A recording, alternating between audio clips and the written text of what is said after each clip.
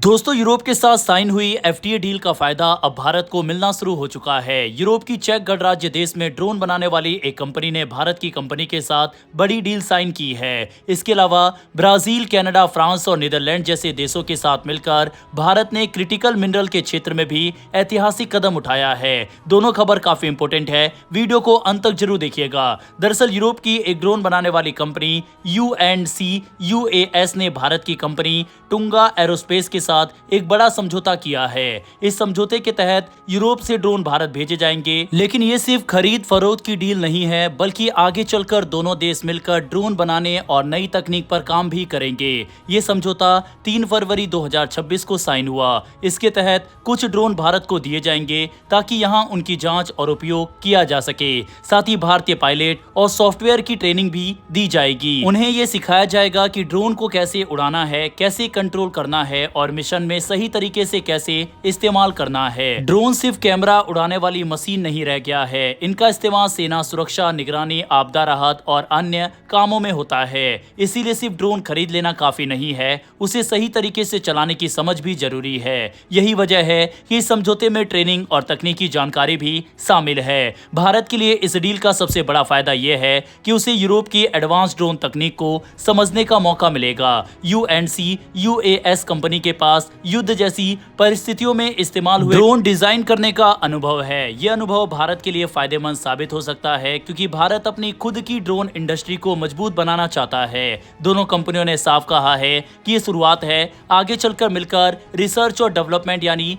नई तकनीक पर काम किया जाएगा। भविष्य में भारत में ही ड्रोन बनाने की योजना भी है। इससे मेक इन इंडिया को बढ़ावा मिलेगा और देश में रोजगार के अवसर भी बढ़ेंगे। इस साझेदारी की खास बात यह है कि इसे धीरे धीरे आगे बढ़ाया जाएगा। पहले ड्रोन आएंगे और फिर उनका भारत में टेस्ट होगा। इसके बाद जरूरत के अनुसार डिजाइन में बदलाव किए जाएंगे और फिर संयुक्त उत्पादन की दिशा में काम होगा। कुल मिलाकर ये समझौता भारत और यूरोप के बीच ड्रोन क्षेत्र में मजबूत सहयोग की शुरुआत है। आने वाले समय में इससे भारत की रक्षा और तकनीकी ताकत दोनों को फायदा मिल सकता है। अब बात करते हैं क्रिटिकल मिनरल्स की। हाल ही में भारत ने एक बड़ा और रणनीतिक कदम उठाया है। देश अब ब्राजील, कनाडा, फ्रांस और नीदरलैंड जैसे देशों के साथ मिलकर क्रिटिकल मिनरल्स यानी जरूरी खनिजों की खोज, खनन, प्रोसेसिंग और रिसाइकलिंग को लेकर बातचीत कर रहा है। इन खनिजों में खास तौर पर लिथियम और रेयर अर्थ एलिमेंट शामिल है, जो आज के समय में इलेक्ट्रिक गाड़ियों, mobile, solar panel, wind turbine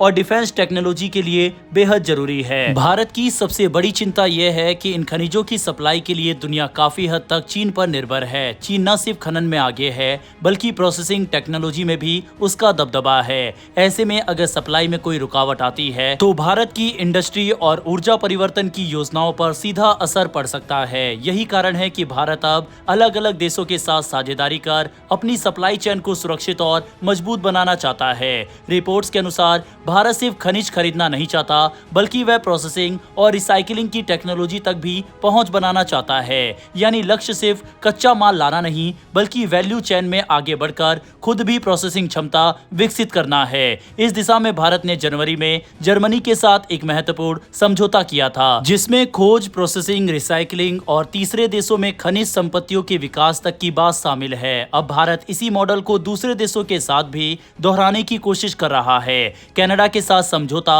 सक्रिय विचाराधीन है और खबर है कि कनाडा के प्रधानमंत्री मार्च की शुरुआत में भारत आ सकते हैं। इस दौरान यूरेनियम, ऊर्जा, खनिज और आर्टिफिशियल इंटेलिजेंस जैसे क्षेत्रों में समझौते हो सकते हैं। इसके अलावा भारत पहले ही अर्जेंटीना, ऑस्ट्रेलिया और जापान के साथ समझौते कर चुका है और पेरू व चिली के साथ भी बातचीत जारी है। हालांकि खनन का काम आसान नहीं होता। किसी भी खदान की खोज से लेकर उत्पादन शुरू होने तक कई साल लग जाते हैं। सिर्फ खोज प्रक्रिया में ही 5 से 7 साल लग सकते हैं और कई बार ये भी तय नहीं होता कि वहां से व्यावसायिक उत्पादन संभव होगा या नहीं। फिर भी भारत लंबी अवधि की रणनीति के तहत अभी से कदम उठा रहा है। 2023 में भारत ने 20 से ज्यादा खनिजों को क्रिटिकल घोषित किया था, जिनमें लिथियम भी शामिल है। ये खनिज भारत के ऊर्जा संक्रमण, उद्योग और इंफ्रास्ट्रक्चर की बढ़ती जरूरतों के लिए बेहद जरूरी माने जा रहे हैं। साफ है कि आने वाले समय में क्रिटिकल मिनरल्स की दौड़ वैश्विक रणनीति और अर्थव्यवस्था का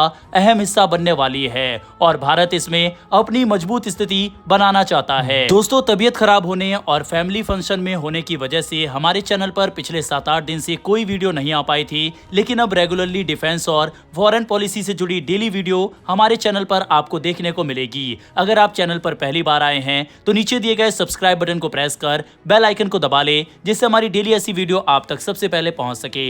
फिर मिलेंगे ऐसी एक नई वीडियो के साथ। धन्यवाद। जय हिंद, जय भारत।